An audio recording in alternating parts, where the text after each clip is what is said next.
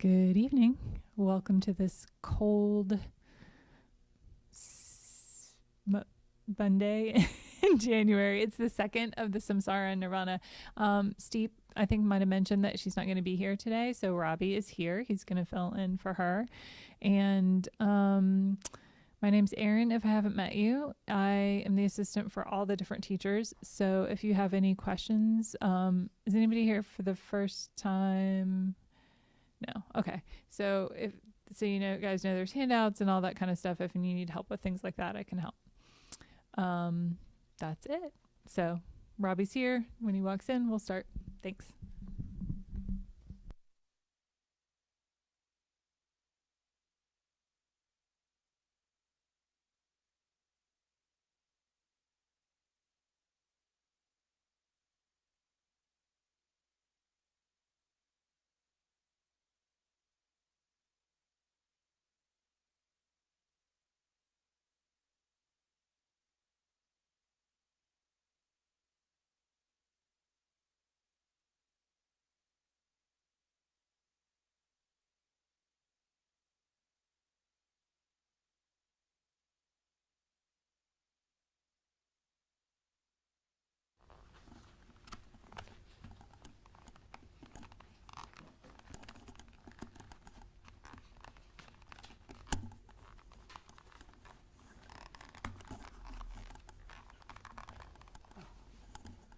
Always an agility test.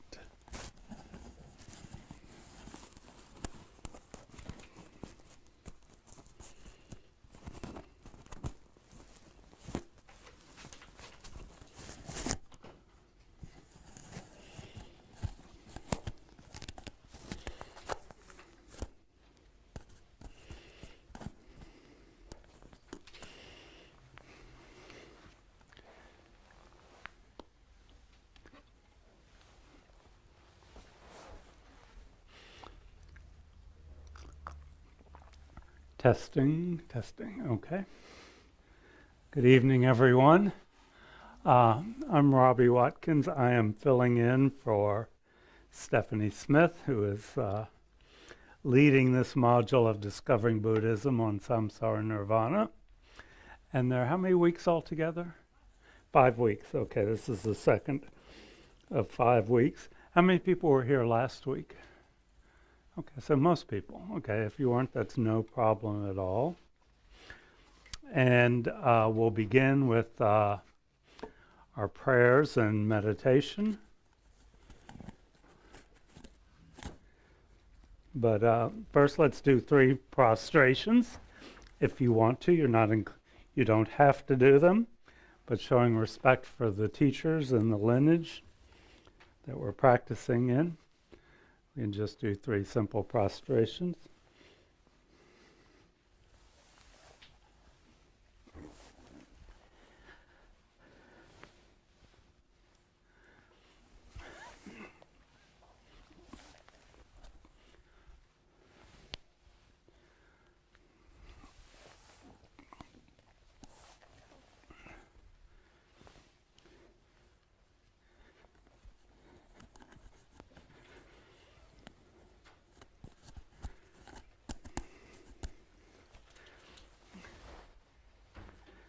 Okay.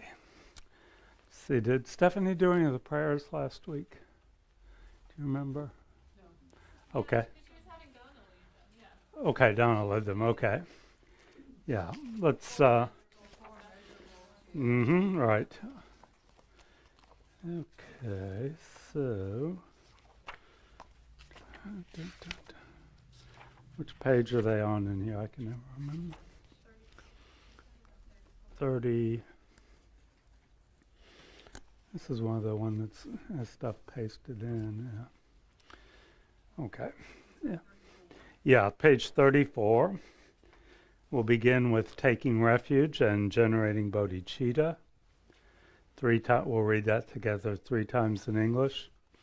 We'll read the 4 immeasurables, the 7-limb prayer, and the short mandala offering. We'll read each of those 1 time in English. And then after that, we'll do some meditation. I go for refuge until I'm enlightened to the Buddha, the Dharma, and the Supreme Assembly. By my practice of giving and other perfections, may I become a Buddha to benefit all sentient beings. I go for refuge until I'm enlightened to the Buddha, the Dharma, and the Supreme Assembly. By my practice of giving and other perfections, may I become a Buddha to benefit all sentient beings. I go for refuge until I'm enlightened to the Buddha, the Dharma, and the Supreme Assembly. By my practice of giving and other perfections, may I become a Buddha to benefit all sentient beings. May all sentient beings have happiness and the causes of happiness. May all sentient beings be free from suffering and the causes of suffering. May all sentient beings be inseparable from the happiness that is free from suffering. May all sentient beings abide in equanimity, free from attachment for friends and hatred for enemies. Reverently, I prostrate with my body, speech, and mind. I present clouds of every type of offering, actual and imagined. I declare all my negative actions accumulated since beginningless time, and rejoice in the merit of all holy and ordinary beings. Please remain until the end of cyclic existence and turn the wheel of Dharma for living beings. I dedicate my own merits and those of all others to the great enlightenment. This ground, anointed with perfume, strewn with flowers, adorned with Mount Meru, 4 continents, the sun, and the moon. I imagine this as a Buddha field and offer it. May all living beings enjoy this pure land. Idam Guru Ratna Mandala Kam Niryatayami.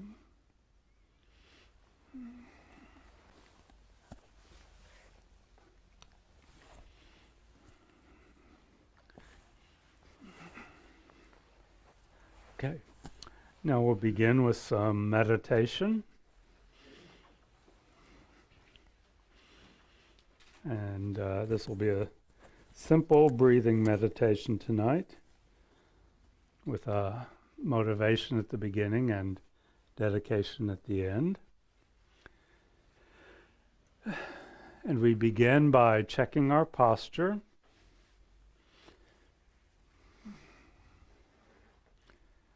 Our back is a little bit straighter than we normally sit, not rigid, but a little bit more extended. Our head is straight on our shoulders, not tilted to one side or the other, maybe just a couple degrees in front of the vertical.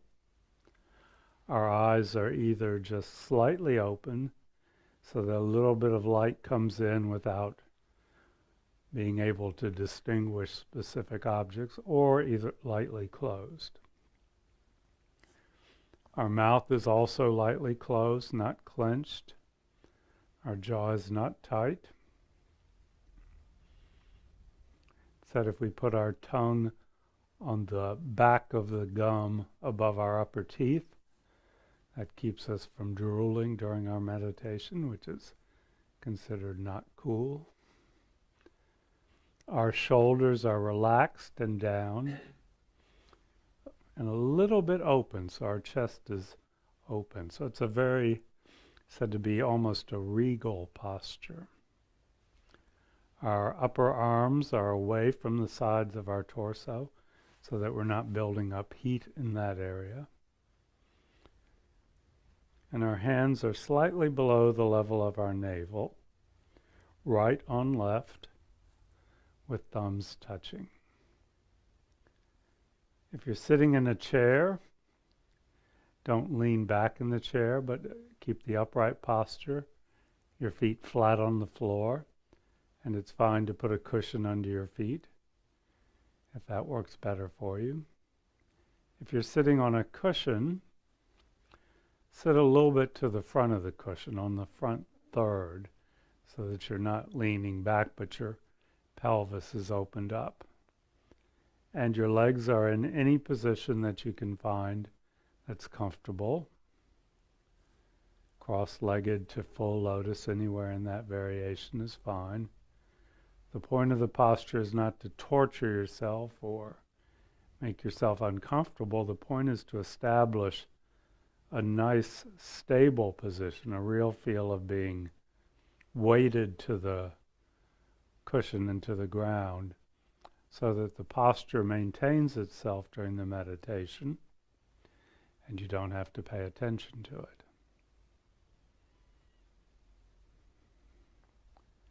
So check your posture going from the head on down. If you find any sources of tension or discomfort, address those now so that they don't become an issue throughout the meditation.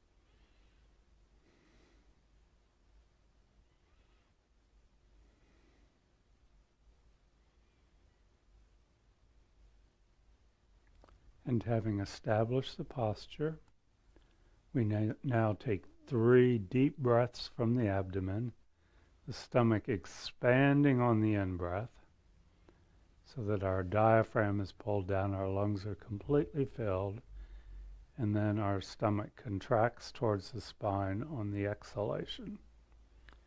So do that 3 times, nice and slowly and deep.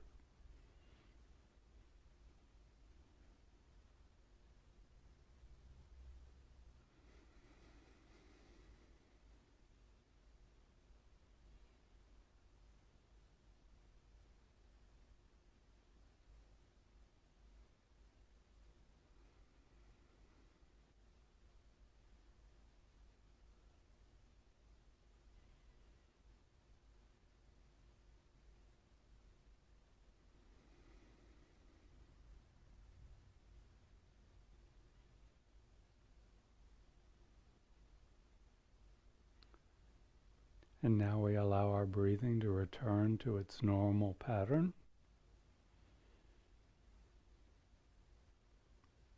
And as always, we begin our meditation by setting our motivation,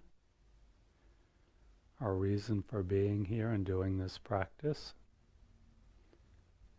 And whatever motivation we have is a good one. If we're just doing the meditation out of curiosity, that's fine. If we're doing it because we've had a stressful day and we just want to relax a little bit, great. If we know that meditation makes us a little bit calmer and we do it so that we can stay more focused and relaxed in our daily life, wonderful. But it's said that the highest motivation, the most powerful motivation, the one that gives the most meaning to our meditation, is the bodhicitta motivation, the great mind, the motivation that says that I am doing this meditation to develop my mind, to develop my qualities of wisdom and compassion, so that I can be of benefit to all sentient beings. It almost seems a little bit ridiculous to apply such a grandiose motivation to a simple meditation that we're doing here tonight, but it's very powerful to think that way. It may not come naturally to us. We may have to grit our teeth and force it out a little bit. But it's said that even bodhicitta generated effortfully, with effort, is incredibly beneficial and begins the training of our mind so that that motivation is spontaneously present at all times, training to become a bodhisattva, one whose mind is continuously pervaded by bodhicitta. So just think along those lines for a couple minutes.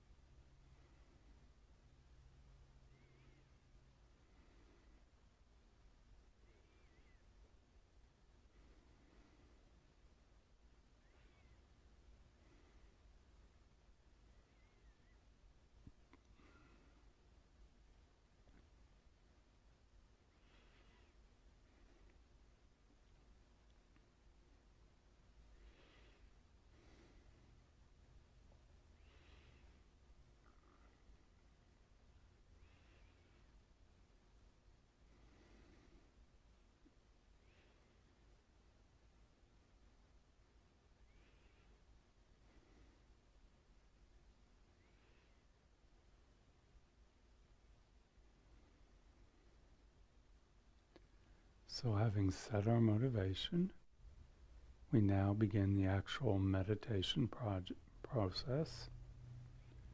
We're doing a simple concentration meditation. The object of concentration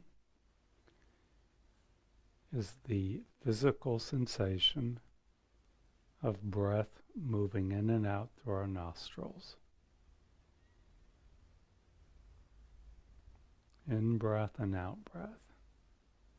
The physical sensation of the air moving in through the nostrils and out through the nostrils. So we place our concentration on the movement of the breath. Nothing more, nothing less than that. We're not visualizing it. We're not describing it to ourselves.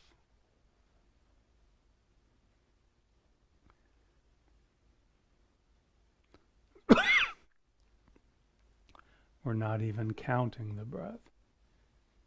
Just direct experience of breath moving in and out. No dualism. Mind and breath are inseparable. Direct perception of the physical sensation of the breath.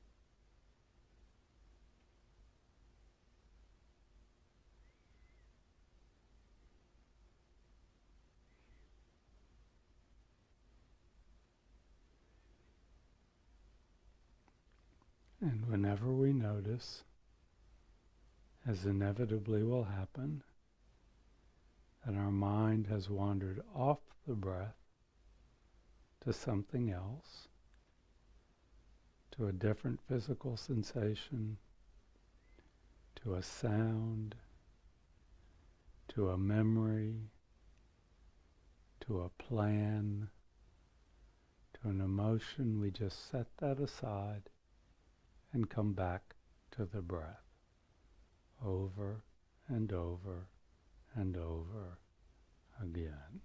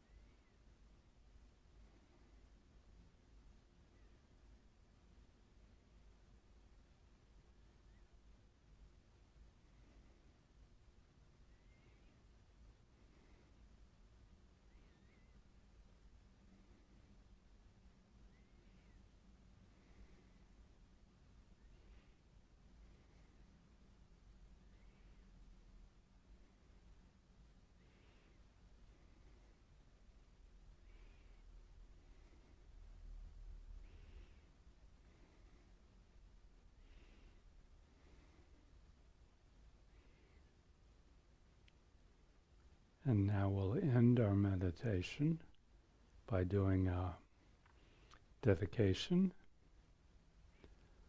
We acknowledge that we've done something a little bit out of the ordinary, something that, as small as it may be, has made a subtle change in our mind.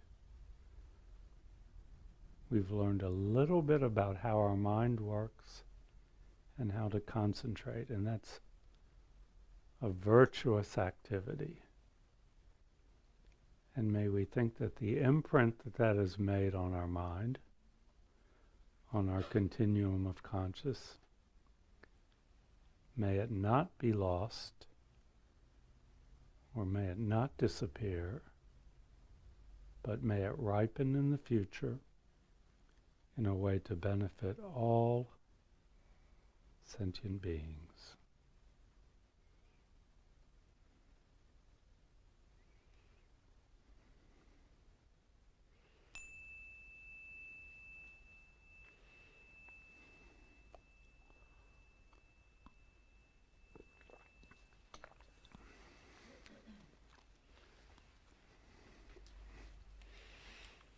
Any questions or comments about that meditation? It's a very simple one, but not necessarily a very easy one. And it's something that, even when you become a quite advanced meditator, but I'm not speaking for myself, but concentration meditation on the breath remains a part of your practice. Any questions or comments? See, do we have someone working the mic tonight in case? Okay. Okay. Yeah. As you know, we're being streamed around the world, and there are hundreds of thousands of people who are listening in tonight. Yeah, so this is your chance for fame. Okay, no questions. We'll move on. This class is called Samsara and Nirvana.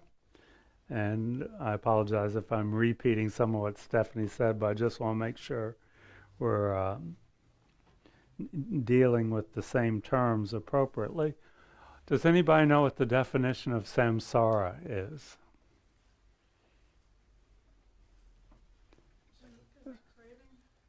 Craving? Not, that's part of samsara, but that's not the official definition, the official party line. Anybody else want to take a stab? But we'll talk about that some tonight. The ongoing cycle, suffering cycle of born again, back again. Born again, back again. Okay, that's very close. It's the cycle of birth, old age, sickness, death, rebirth, old age, sickness, death, without continue, that goes on and on. And there's one word I've left out. Does anybody know what that is that describes that cycle?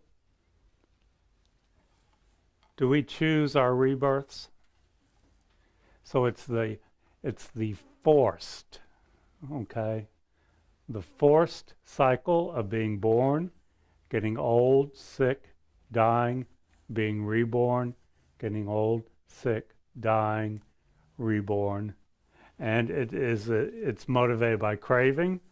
It's characterized by suffering, okay? And it is forced upon us by who? The Buddha? Did the Buddha force it on us? It's forced upon us by our own karma, our past actions of body, speech, and mind. So for most of us, we have absolutely no control over it, okay? So it's not something that, it's not a pretty picture, okay? And one of the goals as practicing Buddhists is that we want to escape the cycle of samsara, this uncontrolled, forced cycle of being born, dying, and being reborn, okay? Not to become non-existent, but so that we can find a more meaningful, happier existence.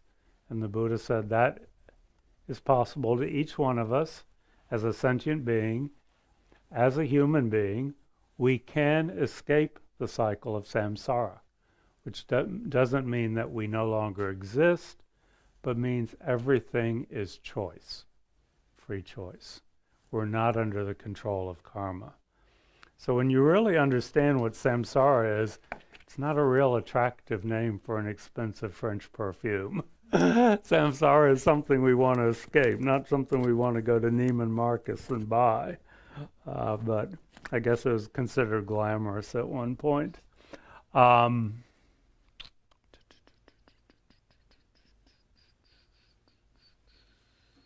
Okay, so that's samsara, the forced cycle of being born over and over again, and we'll talk about that some more. What is nirvana?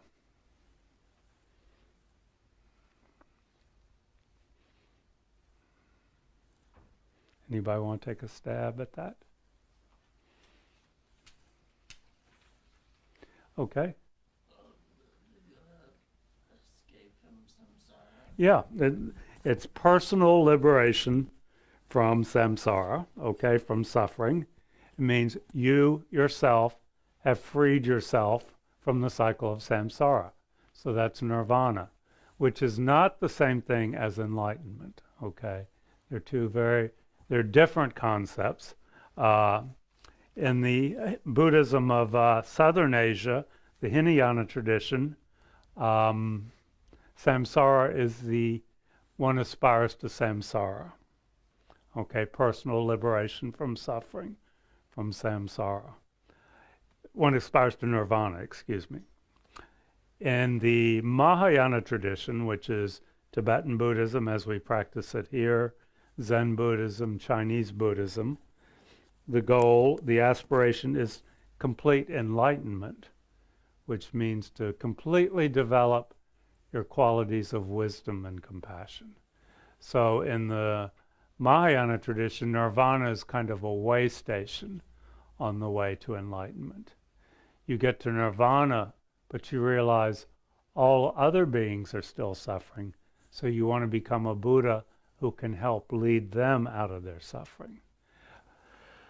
So it goes a little bit beyond that, but there's really a lot of overlap in the two, in that you can't achieve personal liberation from samsara, from suffering, without stopping to inflict harm on others. Okay? You have to eliminate your own suffering, you have to stop hurting others. So there's really quite a bit of overlap. They're not two completely separate train routes going to different places. They're really both headed in the same direction, and there's a lot of overlap. But the Mahayana tradition brings in the concept of bodhicitta, as we talked about earlier, which is not found so much in the Hinayana tradition. So this class is about samsara, our present condition, and then nirvana, which is a possibility for all of us and for all sentient beings. So tonight we're going to talk about the Wheel of Life, which is a Tibetan depiction of samsara and how it works, what keeps us in samsara, and what we have to do to get out of it. And it's typically found at the door of every Tibetan temple, and we have one on a tanka outside the door there to the left, and you're welcome to look at that as you go out. But I think we have a special visual aid tonight. Okay. So we don't have to bring the tanka in to look at it.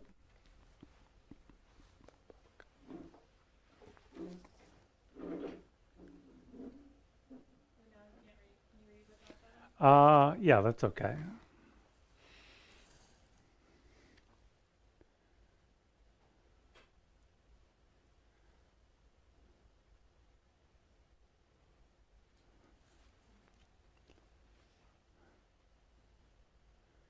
Yeah, so soon all the Tibetan temples will be getting rid of their tankas, and we'll hook up to the internet and just project this on the wall. Okay, this is the Wheel of Life. Can everybody see that? Let's see, do you want to turn it? Let's see, try to turn, yeah, okay. And if you can't, you're welcome to move closer. Let's see, we're cutting off the right edge. Is that possible to correct?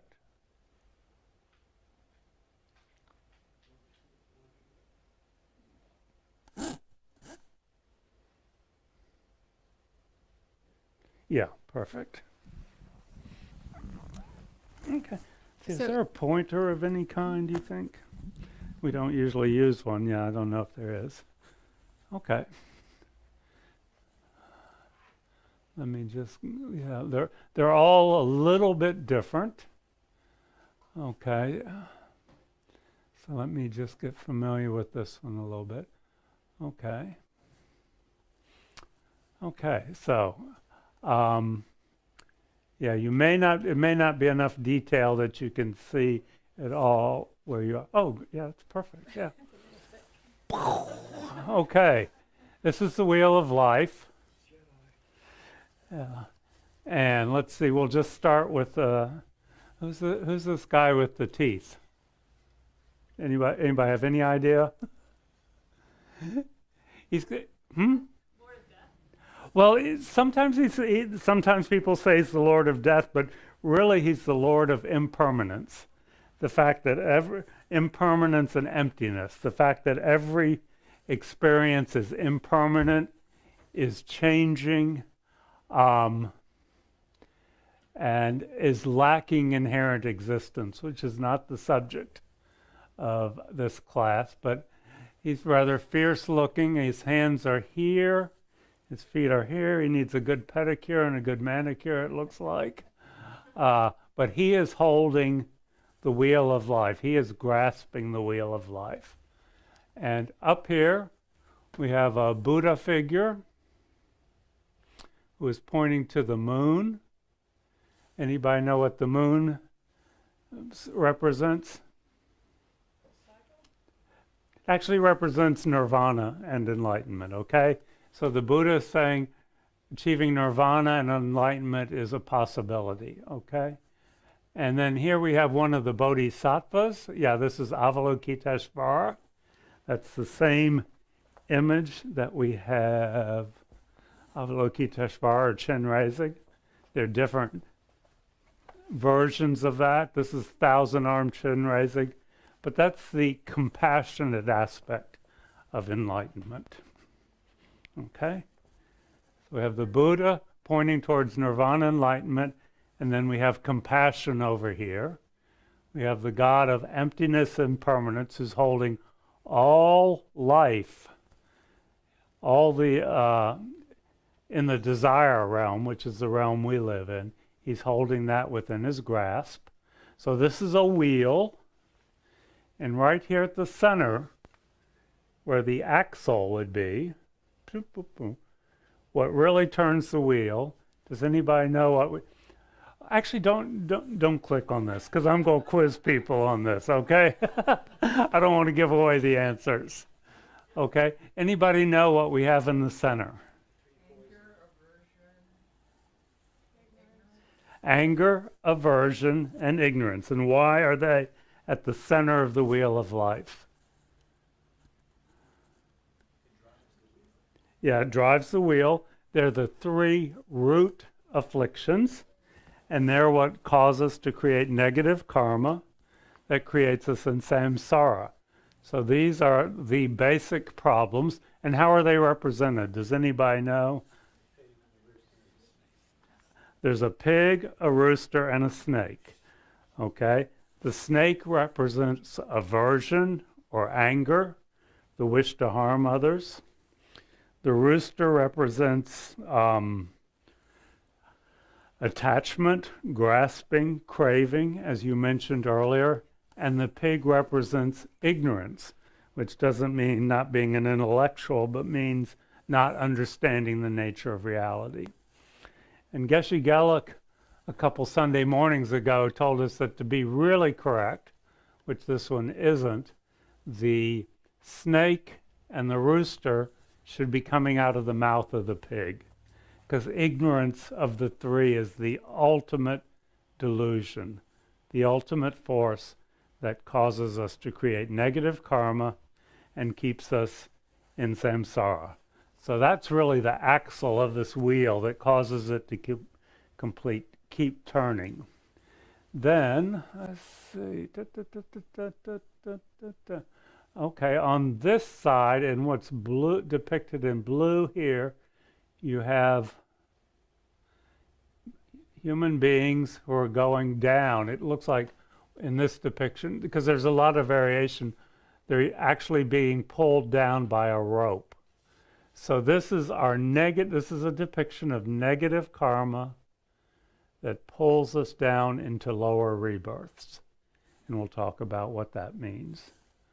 On this side, we have, on this lighter green side, we have human beings climbing up to a beautiful mountaintop. This is positive karma that takes us from the lower realms into the upper realms. Okay? So we have the three root delusions. We have negative karma, which pulls us down. Positive karma, which takes us up. Okay? Yeah. Mm-hmm.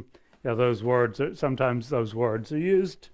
I mean, they're not exactly the same, but we use them a lot. We're sloppy with the terms and we use them to mean the same thing.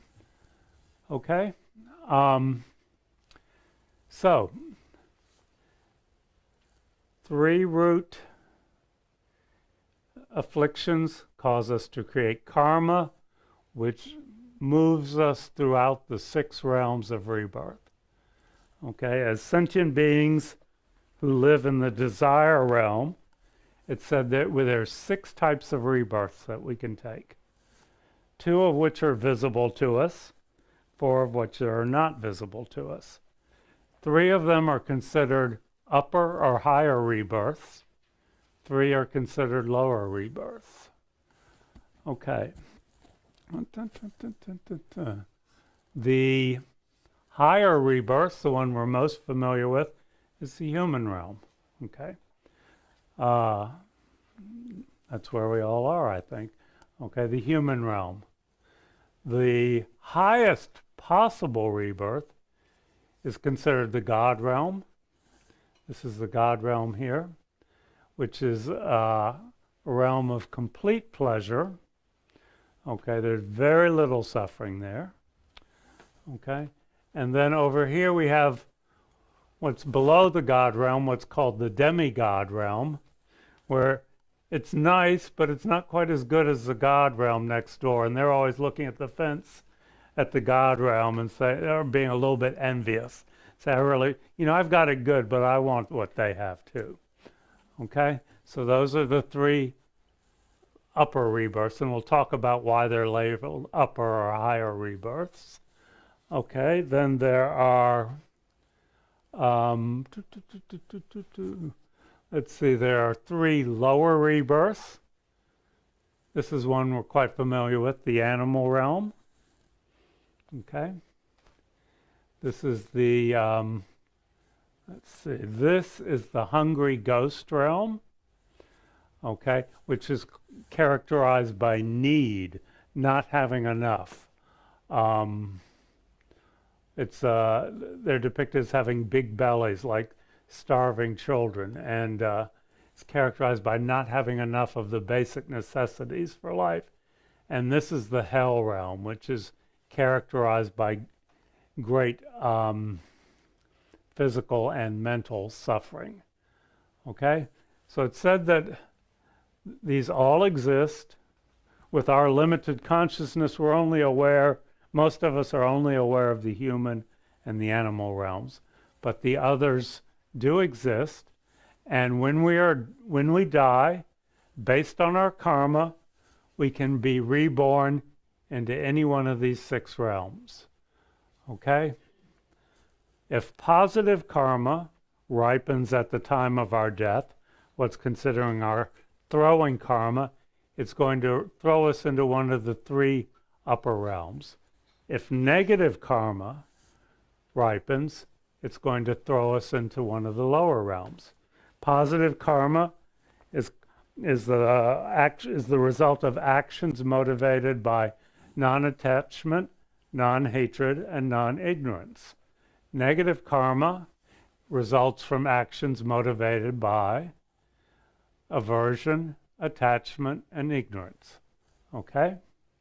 So actions motivated by the three afflictive minds always cause suffering for the person who's doing them. Okay?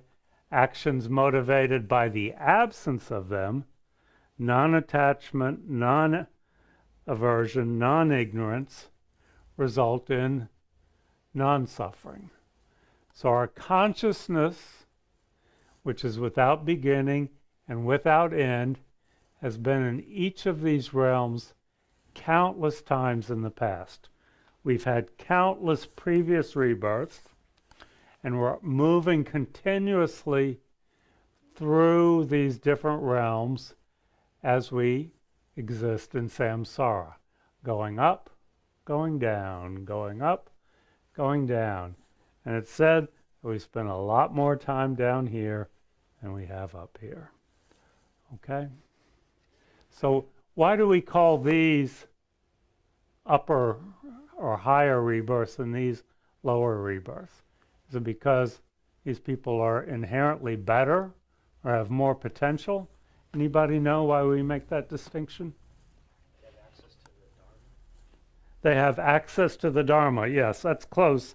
It's easier to appreciate the teachings, but in general it's said that it is easier to create good karma when you're in these realms.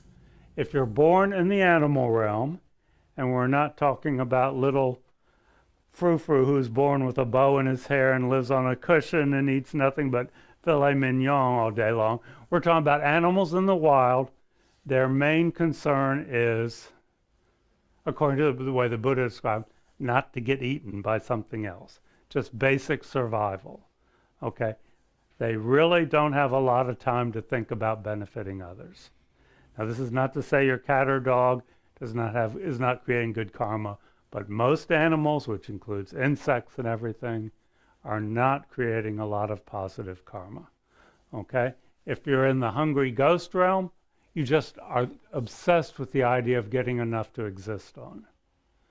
And if you are in the hell realms, your mind is so consumed by suffering, physical and mental suffering, that creating good karma is very difficult. Okay? It is possible because we have all been in these realms and have gotten out of them into the human realm this go around. It said that the human realm is actually the most favorable rebirth for spiritual development because there's the right mixture of suffering to motivate us to practice with leisure and endowments to be able to practice. If we're in the God realm, we're just blissed out, okay? And we're not creating any good karma because we're just having, it's like the greatest vacation lying on the beach on a beautiful Caribbean island with servants at your beck and call. You're not thinking about benefiting others, you're just there enjoying it. And the same thing with the demigod realm. You are creating good karma, but nowhere near as much as is possible in the human realm.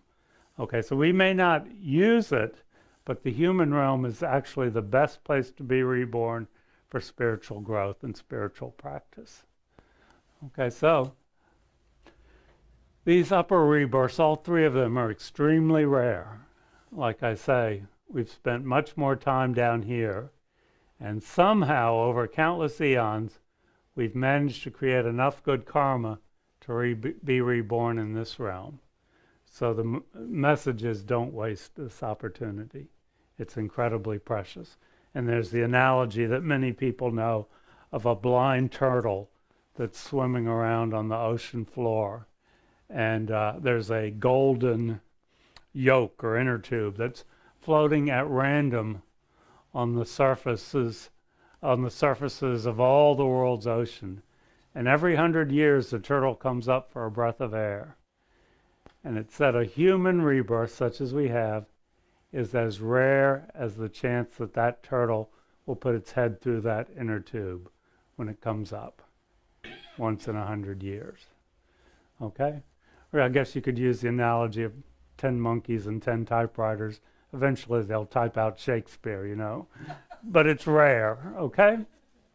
So 3 upper rebirths, 3 lower rebirths, not the consciousnesses that are in these realms that are affiliated with bodies in this realm, including that, they have the same potential as anyone up here to become enlightened. They're just in a situation where it's much more difficult. But they're not less worthy of being enlightened. They don't deserve it less. They don't have any less potential. So that's why all life is precious in the Buddhist point of view, even though existing in different realms. Because you could go straight from an animal realm to enlightenment. Very rare, but there's no reason a gnat couldn't become enlightened in that lifetime. Unlikely, but anything's possible because it has that consciousness that is controlled by impermanence and emptiness, meaning that the consciousness, even of an animal or a hell being, has no fixed qualities. It has the capability of complete and total enlightenment. All potentials are possible. Okay? So we've got the 3 poisons, 3 afflictive minds, negative and positive karma, sending us through the 6 realms. Then we'll get to the outer realm in a minute. Any questions or comments at this point?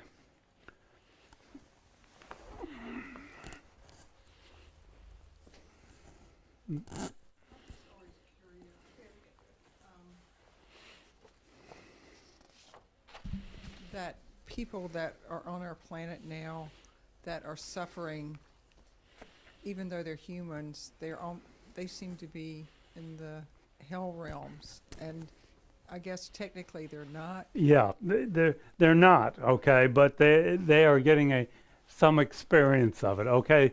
They can sympathize with, understand what if you die in a fiery automobile crash, you're not going to be in the hell realm, you're going to be in the human realm, but that is an experience that in some ways is similar to being in a hell realm where, it says there's burning hells and freezing hells and crushing hells. There are all these different hells, and it's not because the Buddha said you're going there, it's because your karma, the imprints on your mind have taken you there. And so our mind, our karma, can cause us to have experiences like that, but it's not technically the same thing. But that's a good way to think about it. These are, according to the Buddha, these are actual experiences. We can't see them. They exist differently, but they are each realm is a consciousness combined with bodies, experiencing what that consciousness has created through its karma. And karma refers to all our actions of body, everything we do with our body, everything we do with our speech, everything we say, and everything we do with our mind, everything we think. All of those, every action of body, every action of speech, every action of mind is putting an imprint on our mind that will determine our future experience. And if we have this precious human rebirth, as it's referred to, and we go through life killing, we're probably not going to have a favorable rebirth. We'll probably wind up in one of the lower rebirths because we've created a mind that can only experience that. We're creating our future experience with every action of body, speech, and mind. And we don't have any control over it. Our karma forces us to experience that, and that's samsara. We don't have a choice as to where we're going to be reborn. We're under the control of our karma. We can say, oh, I'd love to be reborn in the God realm. That'd be better than a vacation in Paris. But you can't be reborn in the God realm just by wanting it. You have to create actions that would cause you, that would force you to be reborn. Okay? So all of these rebirths are forced. Yeah. So what about like people who have these like late life, conversion type experiences? Like, can they save it at the end? Kind of like Yeah, like some of the other, some of the other spirits. Yeah, I mean, we have a tremendous store of karma, not just from this lifetime, but from previous lifetimes. And it's said at the moment of death, typically the strongest karma is what ripens, and it's said to throw us into our next rebirth. So, yeah, if you've been Adolf Hitler for 45 years and then all of a sudden you're lying there and you just purify your mind on your deathbed, it's possible. Anything's possible. Yeah. But for most of us, we don't know when we're going to die. So it's kind of a gamble to say, I'm going to sow my wild oats and repent on my deathbed or at the moment of death. But it is, yeah. Yeah. Like in ancient times, when there are no words or language, like Asian people, they live mainly just for survival. Yeah. Is at that time, is the human realm like similar to the animal realm? It was that's a very good question. Okay, they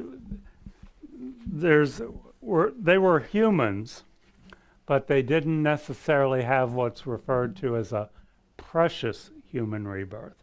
Okay, they had a human rebirth, but a precious human rebirth is one where you're born at a time when a Buddha has taught, when you have a mind that is capable of understanding the teachings, that you live in a country where the teachings are available, that you live where there are other practitioners who can support you in it. So human beings who lived in a time when there was no Buddha, because there are times when there's not a Buddha who's teaching, that was a human rebirth, but certainly not as good as the one we've got now.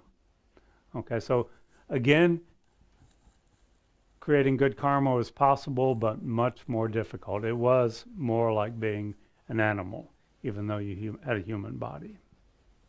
Okay. Miss Erin. So the mind is beginningless. Yeah. You've taught us. Is it the case that these delusions have always existed? Obviously, we haven't been enlightened or been in nirvana because you wouldn't go backwards. Yeah. Once you become enlightened, you can't backslide. Yeah. That's the point of no return. Yeah. And since the mind is beginningless, the delusions have to be beginningless. Yeah. As well. Yeah. So what caused the original? Yeah, where the delusions come from is the question. From previous delusions. Yeah. yeah. Okay, right. Yeah. You can't get to a point where there was consciousness with no delusion. Yeah, you can't find that point. Not in the past, but in the future you can. I have heard that, and again, I'm not qualified. This is a question for a geshe. That's the old fallback when you don't know what the answer is, and you're sitting up here. Oh, that's a good question for a geshe. I have heard, I don't know, that even though individually we're going up and down, all of consciousnesses are on a gradual upward movement. Now, I don't know if that was somebody making something up or if that's actually true. But, yeah. Certainly for an individual, certainly for an individual consciousness, there are what we call cessations, which means the point where you have completely eliminated attachment from your mind stream, and the karmic causes of it, so that it will never recur again. That's called the cessation of anger. You've completely eliminated the karma that causes anger. Or there's the cessation of attachment. You've completely eliminated attachment from your mind stream. Okay, that's not enlightenment, but that does happen on the way to enlightenment. And then you get to the cessation of ignorance. You completely eliminate ignorance from your mind stream, but you still have to develop complete compassion and complete wisdom. And then you reach enlightenment. And again, a Buddha, once you become a Buddha, an enlightened being, which is a possibility for every consciousness in this wheel, you can't unbecome a Buddha. That's an unchanged, that's a permanent state, okay? Not that your existence is unchanging, but the fact of being enlightened does not change once you reach it. So it's this that kind of negates the idea that you sometimes hear that we have a Buddha inside of us and we just have to let it out or uncover it. You hear people say things like that, and or that we're enlightened and don't know it. You know, those are, according to the Buddhist philosophy, those are contradictions in term. If you're a Buddha, you know it, okay, because you're completely wise. And if you have a Buddha inside of you, it can't be covered up because it has all possible abilities. We have the potential. So when we're talking about Buddha nature, it's really a negative quality. It's our potential to become enlightened because nothing is fixed and permanent. So every consciousness, no matter what realm, has a Buddha nature that is essentially equal. My Buddha nature is no different from the Buddha nature of a gnat. We have equal potential to become enlightened. Just the gnat is in more difficult circumstances to achieve that goal than I am. Okay? Other questions or comments? Okay. So that's the 6 realms. Yeah. Now we're going to go to the outer rim, which is the 12 links. Okay. And this is complicated. So I just really want to introduce it. I wouldn't get too hung up in the details, but the 12 links in the outer realm are one way of explaining how we are stuck in samsara. Okay? Going this way, if we go through them, that explains how we stay in samsara. If we want to get out of samsara, we go back, we reverse it and go back this way. This is directions on how to stay in samsara. This is directions on how to get out of samsara. You just reverse the process. Frequently when His Holiness talks about this, he'll do it in the reverse order, but I'm not going to attempt that. This is the way that we go, we stay in samsara. And people, it's very easy to get hung up in saying, over what time frame does this occur? Actually, what they're tracing here is a process that occurs over a minimum of 2 lifetimes with 1 rebirth in between. So that makes it a little bit more confusing. So we'll start with the first one up here.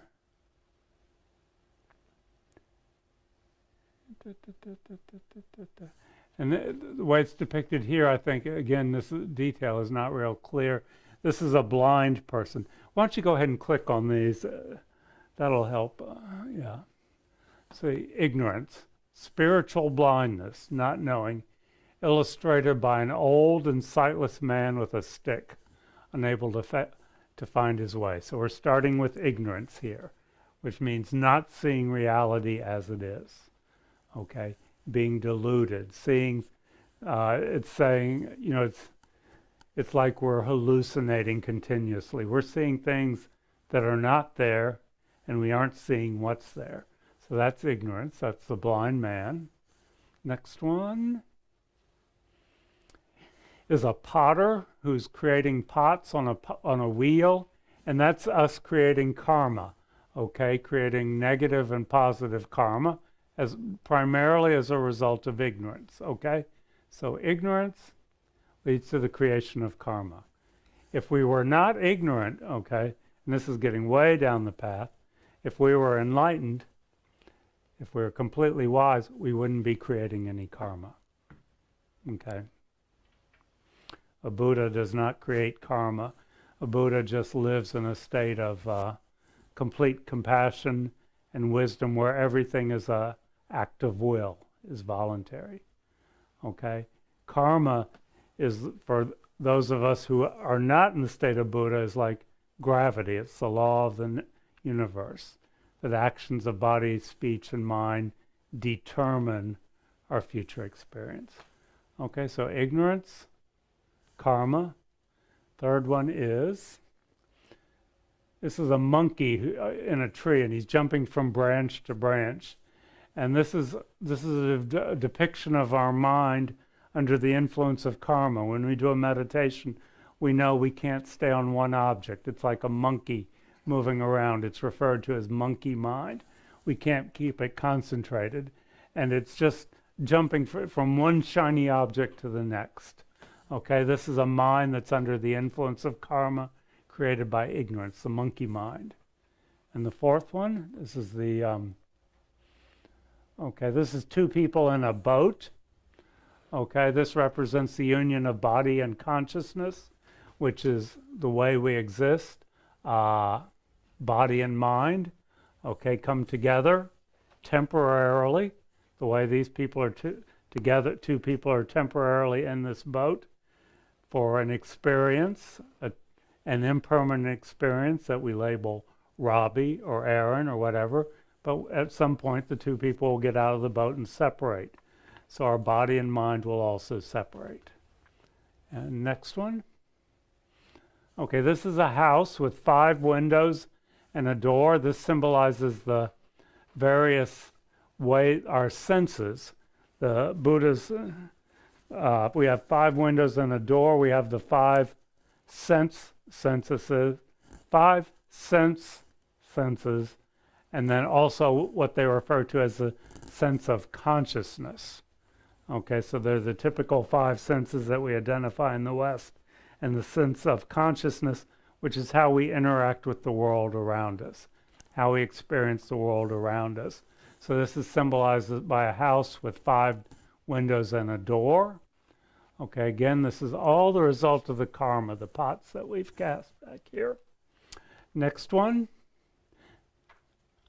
This is a man and woman making love, and this demonstrates the. This is what's referred to as contact, where one of our sense consciousnesses interacts with an outside phenomena. Okay, so we have consciousness and then contact with the external world. And next we have, okay, this is the guy with the arrow in his eye.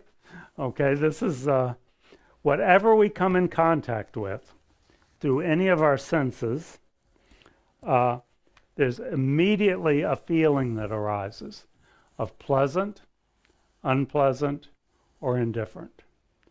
And that is based on karma, okay?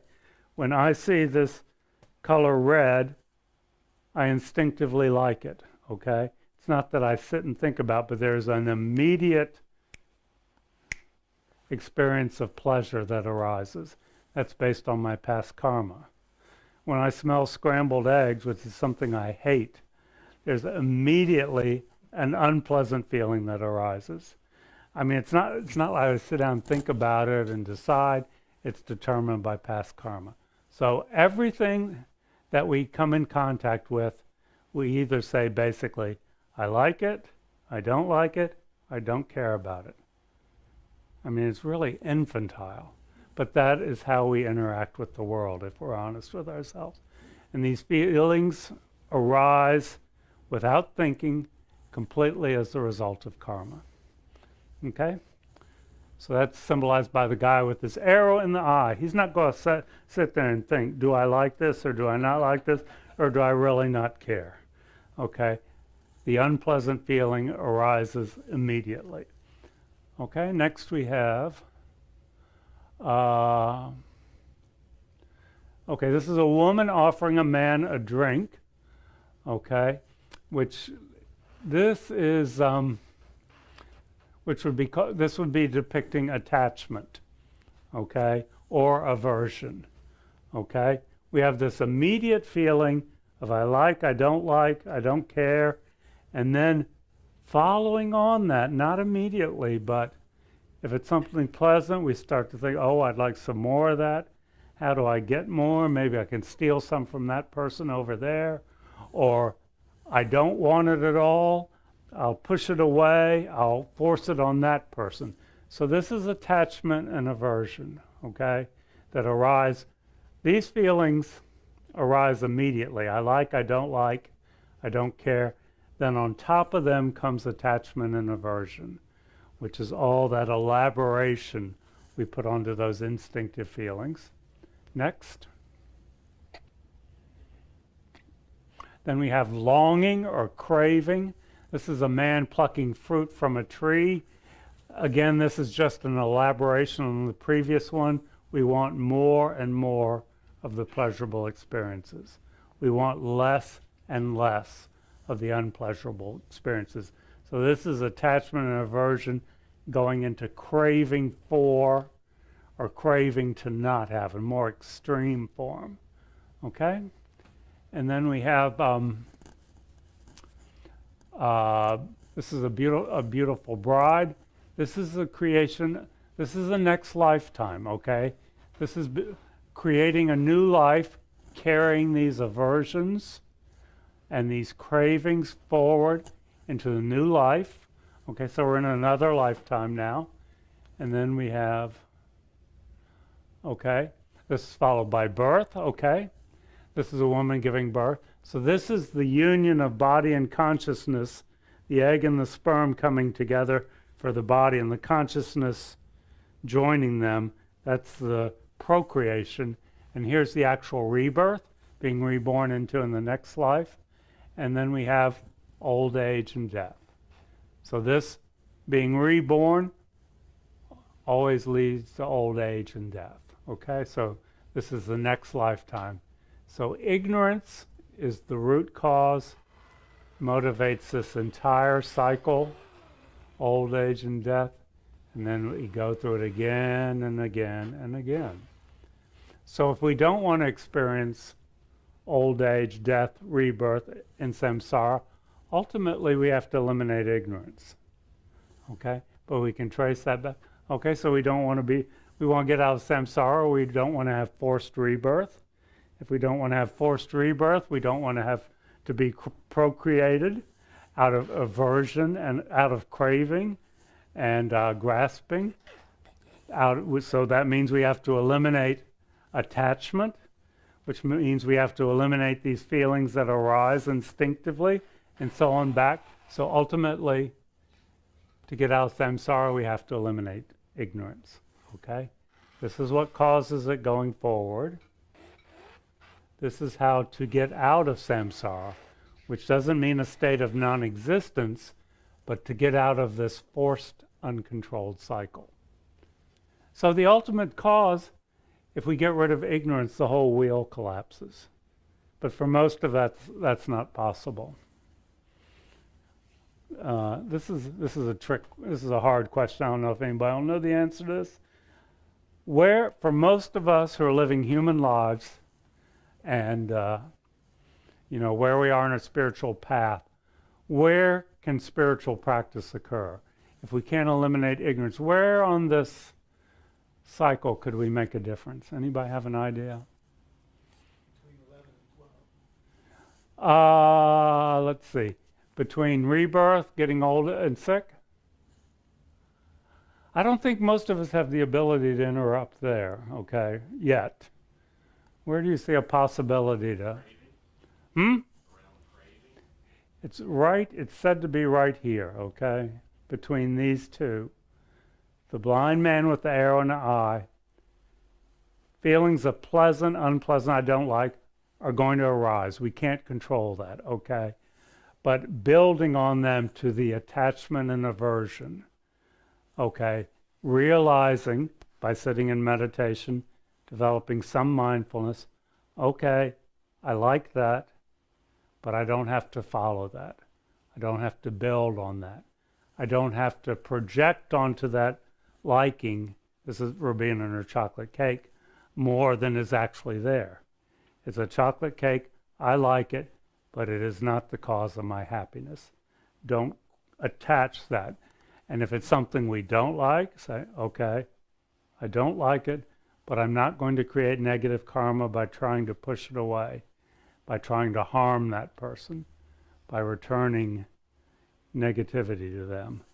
Okay, so it's between, let's see, this the 7th and the 8th links. Feeling, very undifferentiated feelings of just like, don't care. You know, without unconsciousness, we can't control that, but we can begin to work on not allowing that to build into this attachment, okay? The man who's drinking the delicious drink and wants more of it. That's what George Dreyfus, who was the first Westerner to get a Lorempa Geshe degree in the Tibetan system. He's a professor at Williams College, Sanghi Sadhup. He came here about 25 years ago, and he's refused to come back for some reason. Not really, no. He says we haven't been able to lure him back, but he's very strong on that point. This, for most of us, is where spiritual training is. I mean, if we're a great meditator and practitioner, you know, we can go back farther and ultimately eliminate ignorance, but that's not realistic for most of us. Most of us can begin to weaken this link. We may not be able to sever it completely, okay, but we can weaken it. And when all these links are severed, we're out of samsara, which means primarily getting rid of ignorance. Okay? So, this is what keeps us in samsara. And you can see how it goes through a minimum of 2 lifetimes, probably 3. This is the way to get out of samsara. Okay? Questions, comments?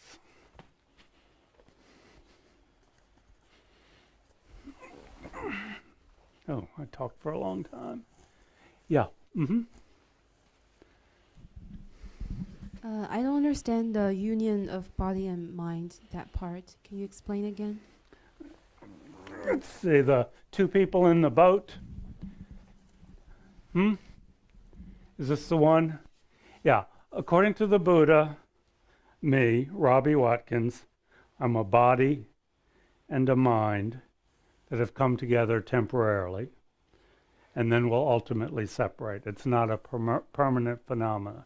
But that's what I am, body and mind, and that's the result of karma, okay, past karma. So it really goes back more to this link here, the potter creating the wheels. Out of ignorance, I created the karma that determined this body and this mind that came together temporarily, okay? Does that answer your question? Yeah, and then that's what goes on from here, okay? Other questions or comments? Yeah, in the back.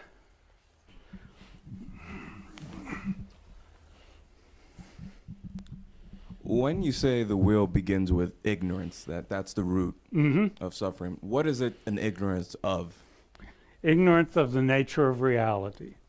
Okay, not understanding karma. Okay, cause and effect.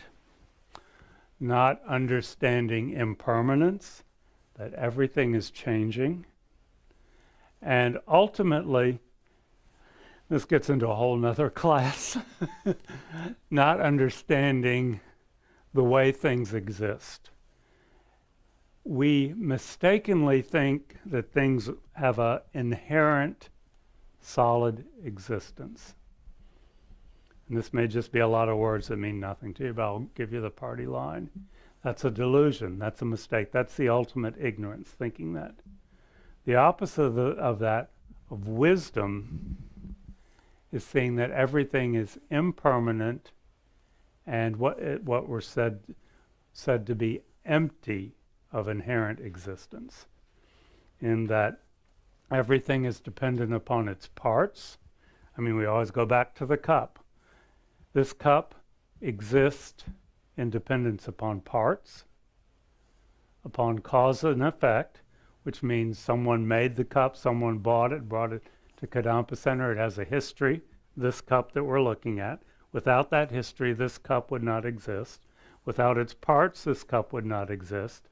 And most importantly, without my consciousness that perceives it as a cup. this cup would not exist. So the way things really, if you're not getting any of this, that's fine. The way things really exist, we do not see things the way we really exist. I see a cup. When I look at that, my mind falsely sees a cup that's permanent, unchanging, that just exists in isolation. That cup does not exist. It's the cup that's empty of those qualities that exist. And it applies to cups and to cushions and to people and emotions and memories. Everything is said to be empty of inherent existence. And it's the wisdom that sees the emptiness of everything, which is not saying that things don't exist. It's just saying they don't exist the way we think they do. That's wisdom, seeing things the way they really exist. So not the label you mind put on it. Yeah, the projected cup, yeah. A lot of it. Does that give you an idea of what kind of ignorance we're talking about there? In a couple modules, we'll have a whole module. Yeah. Oh, I don't know. When you talk about not understanding cause and effect and impermanence and the way, a lot of it sounds like early childhood development. Actually, kids don't understand cause and effect at a very young age. And Yeah. the way that and the fact that things are still there even when they're not there, but it's on a low level. Yeah. But we go through life with a lot of childish ideas. Yeah, a lot of magical thinking that we carry with us. Yeah. So that's what causes us problems.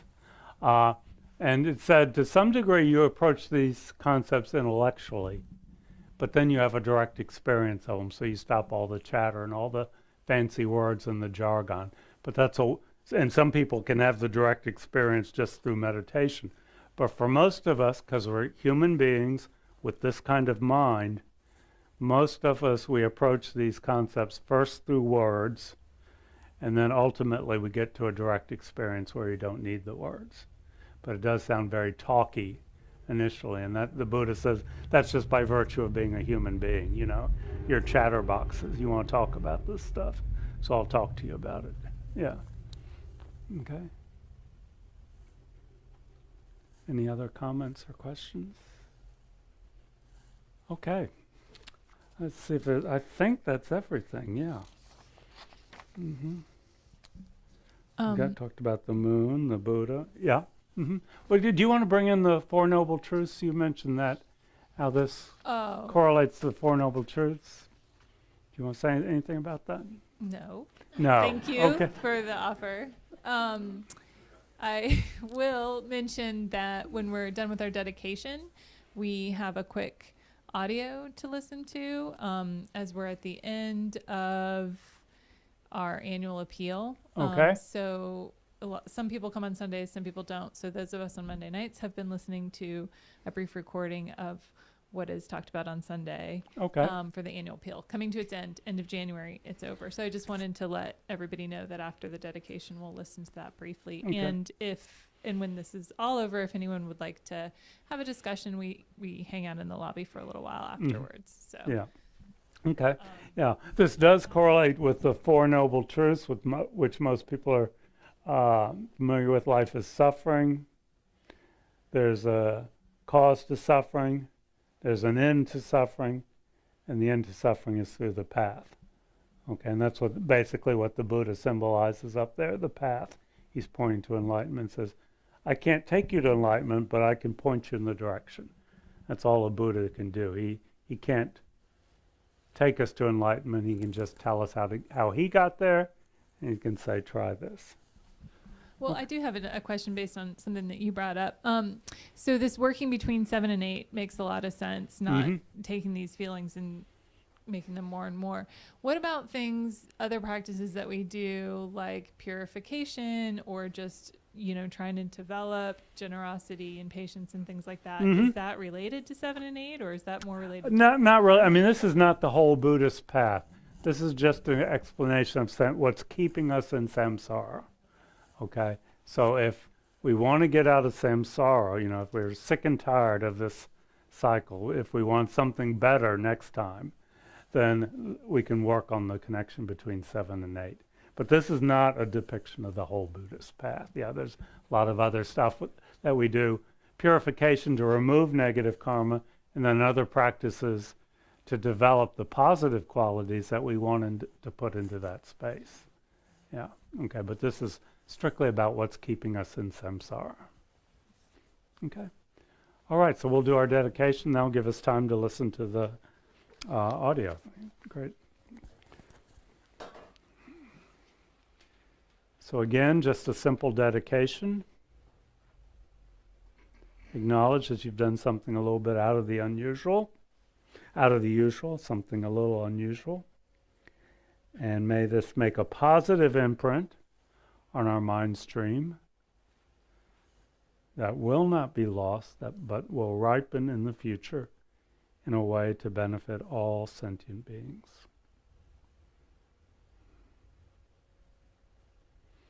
Okay, thank you. And you can look at the tanka outside, and it's very easy to find representations of this online. Just look for Buddhist Wheel of Life, and you can get something that has a little bit more detail if you want to look at the little figures a little more closely.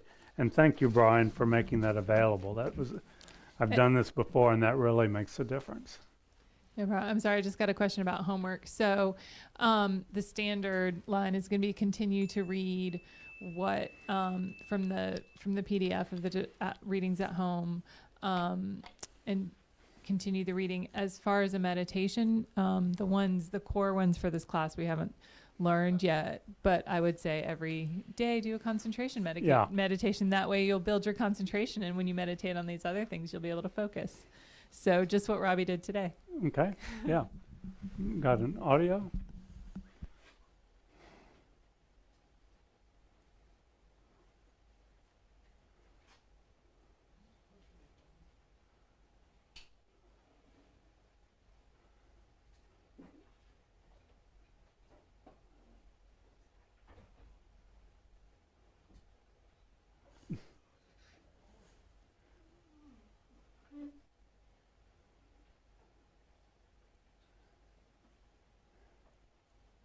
Growing success of our annual appeal. And so I'd like to share why I give to Kadamba Center. So I'll start by saying that I'm very thankful and privileged that my karma has led to Kadamba Center for many reasons. One being that we receive such authentic teachings from our precious Geshe-la, Geshe Sampo, our venerables, and not to forget all the teachers that teach various programs. So I'm extremely thankful for that.